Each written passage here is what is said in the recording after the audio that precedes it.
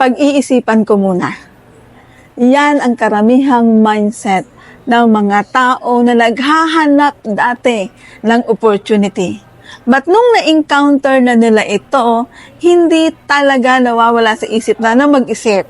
Tandaan mo, napapagod ka, nahihirapan ka, at ang community na to is na-encounter mo.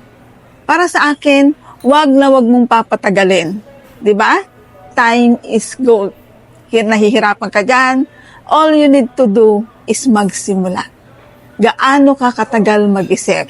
Baka hindi mo napapansin, matanda ka na dyan sa abroad, kahihintay mo. Ang opportunity, ginagrab agad dyan, hindi pinaghihintay.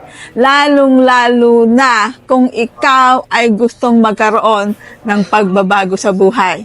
Kaya kung makikita mo, kung napansin mo, lahat ng nasa community is masasabi ko talagang resultado.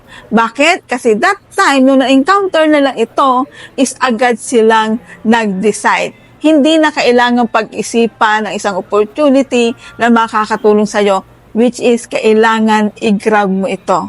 All you need to do, lakasan mo ang loob mo, tanggalin mo yung takot mo sa sarili mo, tanggalin mo yung doubt mo. Sa buhay, kailangan nating mag-take ng risk and wag lagi nating pag-iisipan. Tandaan mo, ikaw, matagal ka na dyan sa abroad. At ang pag-asenso, hindi yan pinapatagal. Kaya naman, dito sa community, bagay na bagay ka dito sa EOTGM.